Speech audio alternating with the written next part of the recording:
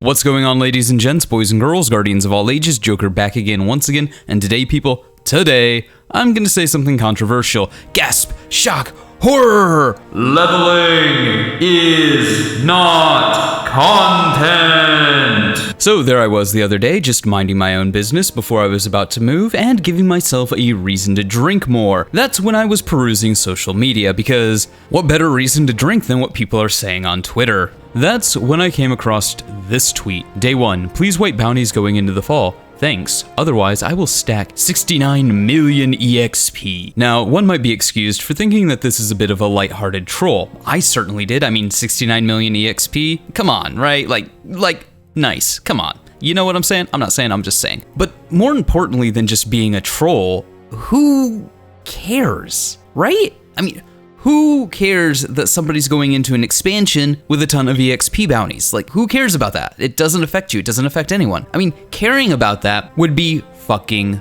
ludicrous. But then I scroll through more of their tweets and I find this gem. Loot glitches are cool and all, but the dungeon needs to be disabled before the loot ecosystem is destroyed. Literally, 2 free drops every 90 seconds? Oh dear Lord God, no why. Now, first things first. As I stated, I was just about to start moving when I saw these tweets, so the tweets might be fairly old when I record this video. Even now I'm editing proper context into a script that was written well over a week or two ago, which leads us to point 2. I am not here to attack Swestical. I do not know them as a human being. They could be the coolest fucking person on the face of the fucking planet for all I know. These could be hot takes. This could all be bait. But that's not really the point, because these 2 tweets encapsulate an ideology that exists within the upper echelons of the PvE community. We've all seen a version of delete bounties before the next season, or delete engrams from people's accounts before the next season, or XYZ, my loot economy. Don't let people get easy loot.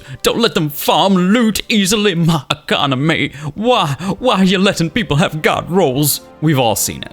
And if you thought PvP players were bad for wanting you to just get good, PvE players are far worse, as you'll see. So, while I don't know this streamer, and I won't be speaking of their character, and this is most certainly not an attack against them, I don't know why I have to say that, but I feel I should, I will be using these tweets as a framework or a springboard to deconstruct the ideology they're in, one that is prevalent within the PvE community. An opinion that hinges on the idea that leveling is content, and there's such thing as a loot ecosystem within Destiny. Since Bungie converted to the Season Pass model all the way back in Black Armory, there's been one primary gameplay loop: go back and grind old content, to arbitrarily level up so you can play new content. This isn't hard. The hardest part of doing this is not falling asleep or tossing your controller through your TV screen when you get your 3rd pair of on-level gloves in a row. There's nothing complex about it, and it sure as hell isn't engaging. All this truly is repetitive, shallow, and yeah, I'll fucking say it, lazy.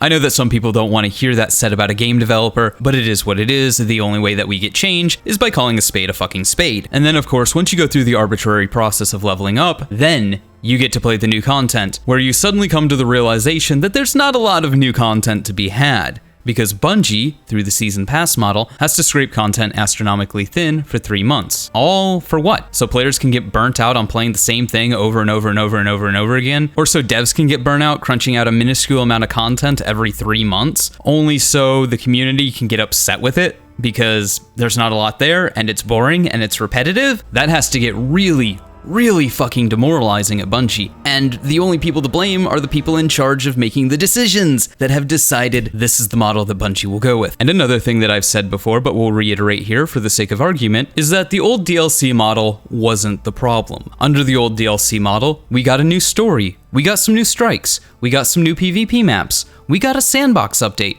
we got some new endgame content. It was a proverbial feast of new content. The issue with the old DLC model was the stories they chose to tell and how they chose to tell them. We killed a Hive God Prince and a Worm God outside of a raid. That was always going to be underwhelming. Curse of Osiris was bad because the foundation of Destiny 2 was bad, the story was a retcon-filled character assassination, and the gameplay loop was overly reliant on the Infinite Forest. A gimmick someone at Bungie was absurdly proud of, but was ultimately nothing more than a glorified hallway. The endgame content that Curse of Osiris brought us was a raid lair with virtually no replayability and absolutely, positively, the most minuscule amount of loot I think has ever been released for an activity. Until we got Spire of Stars. Just remember, it can always get worse. The DLC model itself, however, gives players a chunk of content and lets players decide how they want to spend their time in the game world, grinding for things and leveling up. This, of course, is done even better with Forsaken-style expansions, where players are leveling up as they play the DLC, and there's enough content to facilitate that journey. Under the current model, like with Season of the Arrivals, you get a dungeon where the endgame boss is 1060, and you get a public event where the heroic version is like 1030, and you're gonna get curb stomped day one if you go in and you try to play without leveling. Normally, this isn't a problem when there's content to facilitate that leveling. When there's content to facilitate that leveling, the new endgame content should be hard, should be challenging, there should be a barrier to get into it. However, with each new DLC, there is so little new content that the game has become about playing old content that we've been playing for the last few years, just to level up and play the new content. And if it wasn't bad enough, the end of the season events consistently have you replaying either old content, or bounty farming, or grinding the worst, most accessible part of the new content ad nauseum for some arbitrary event that is seldom ever worth playing for the event itself. See the Imperium Foundation, or Seraph Towers, or Guardian Games, or Solstice of Heroes if you need any examples of this. And quite often we'll wind up with a season where you have to grind old content just to level up to play some of the new content, only to then have to grind old content for a new exotic quest, and then old content for a new event. The current model is based entirely on replaying old content that might get one update a year, just so you can play an anemic splattering of new content. When a player comes back to the game for a new DLC, and their introduction to that DLC is, go grind those strikes that you've been grinding since year one for 2 weeks before you can even think about touching the new content, the game's not in a good place. The game's in an even worse place when the amount of content that you're grinding all those strikes for just to play is like one public event that's a not horde mode. Or maybe, if we're lucky, super duper awesome lucky, one new raid lair or one new dungeon. And then that's it. Which brings us to the policing of how people play. One of the ways that players have found to alleviate some of the grind is to store bounties that become worthless as the season progresses. Currently, storing bounties and using them at the beginning of the season allows you to level up your seasonal artifact, which gives you levels. Doing this literally affects no one but the person doing it. But Joker! I hear you cry out in the shrill, tremulous voice of 1,000 PvE tryhards, all being silenced at once. Prepping with bounties and engrams allows you to get an advantage, and this is unfair for people doing worlds first. 1, no it doesn't. This is why we have the contest modifier. 2, who gives a flying fuck? No, really. There is maybe 50 to 60 people in the community this might affect on a professional level. But even then, it's not like people are gonna stop watching Glad because he drops a world's first. People are there for the show and the spectacle, for the personality of the content creator. We shouldn't upend a mechanic that allows players to prepare for a DLC and the little bit of time that they might have before said DLC, just so a handful of people can have one good raid contest experience, maybe a year. More so when we already have a modifier that ensures that.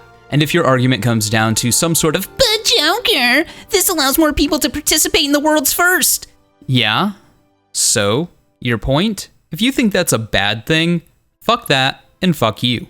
The second overly moralized thing that Destiny snobs like to pontificate, circle jerk, and bitch about is when people find exploits to make farming weapons and armor faster. And while I have no issue with these things getting patched, because they should, this shouldn't be a priority. And credit where credit is due, I applaud Bungie and their current stance, where they won't ban people for abusing glitches and exploits, unlike, say, I don't know, BioWare with Anthem, where they were banning people for running a loot chest exploit.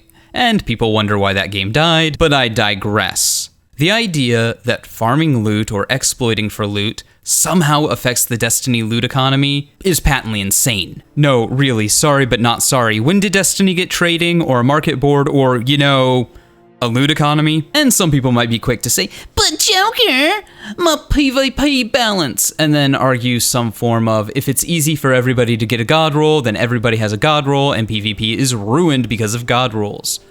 But loot is RNG, and somebody can get a god roll on their first roll, or their 5,000th roll, or never. But more than that, we're currently in a meta where Suros Regime and Fellwinter's Lie, two weapons that were handed to the players, are the kings of the meta, proving that god rolls don't matter. Sure, a god roll might allow you to use something like Dire Promise, which is an excellent weapon, but when the point of a god roll isn't to have the best iteration of a weapon, so you can excel while using it, but so that you can even use it in the first place, maybe we should be looking a little less at how people farm loot and more at why they feel they need to farm it in the first place. Don't get me wrong, like I said, exploits should be fixed, but making it a priority instead of addressing the cause is rather backwards because you're simply doing nothing more than making the game worse, not better, by fixing something that literally affects no one negatively, all because the only content that Bungie can come up with is quite often arbitrary. Now, credit where credit is due. This has been somewhat alleviated in Season of the Arrivals with the new Umbral engrams in the Prismatic Recaster, which allows you to narrow down your loot pool, giving you a better chance at getting what you want as long as you're willing to put in the time and effort into investing into a system that was getting old last season. That said, hey, at least it's nowhere near as bad as the Seraph bunkers. So there is that. But once again, I digress. At the end of the day, we need to ask ourselves, why does Destiny even have levels, or, more importantly, increase those levels during minuscule Season Pass content drops? If the answer is because other MMOs have levels, or RPGs have levels, well, honestly, that's not good enough. If the answer is to bar people from content when the amount of content and Season Pass content is anemic at best, that's not good enough either. On top of that, people need to stop moralizing how other people choose to play the game, just because it doesn't fit their narrow presumption of what fair play actually is. More so when nothing we've actually talked about here affects anyone than the individual choosing to do it or not to do it. Not only is it pointless moralizing for internet superiority penis good boy points, but it does more harm to the game than good. But hey, those are just my thoughts. Let me know yours in the comments below. Remember to like, but only if you did. Subscribe for more of my content. Feel free to donate to my Patreon if you're feeling particularly generous. But above all else, stay frosty.